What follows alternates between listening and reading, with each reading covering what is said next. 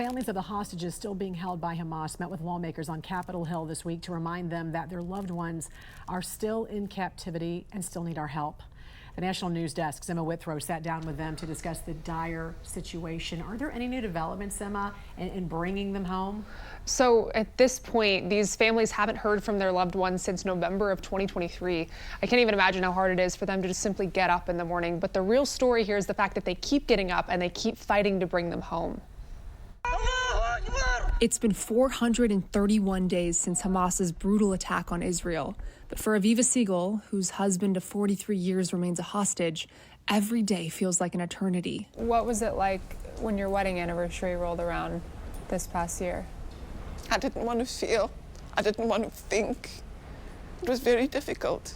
You know, I'm broken up into pieces. Aviva and her husband Keith were among the 240 people taken hostage on October 7th.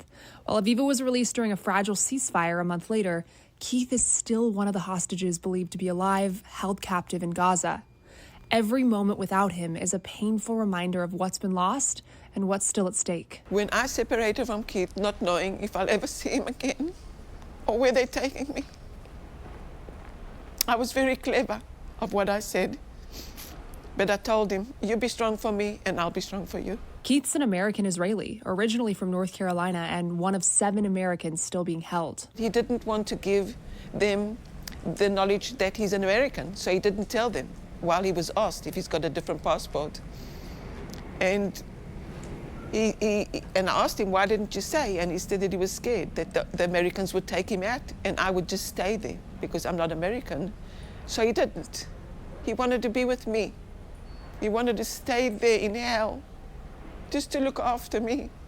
And I'm not there to look after him. Sisters, brothers, moms, dads, wives, husbands, cousins, sons, daughters, ripped away in an attack that sparked a devastating war. How are your parents holding up?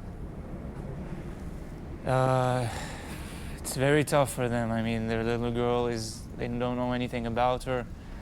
They can't save her life from the monsters that are surrounding her. So it's a nightmare. It's a nightmare for them. It's a nightmare for all the families of hostages. It's unimaginable. Amit Levy's sister Nama is also a hostage. Nama was taken on October 7th, and her family got confirmation she was still alive as of November of 2023, when other hostages were released in a prisoner swap and reported they saw her. I know we've failed her for long, but it will be over soon, and she just has to hold tight, and this nightmare would end very, very soon. 6 bodies of hostages were recovered by IDF soldiers after they were brutally murdered recently. Nevertheless, the families of the remaining hostages continue patiently waiting till their loved ones come home, whether it be tomorrow or another 431 days. She was captive for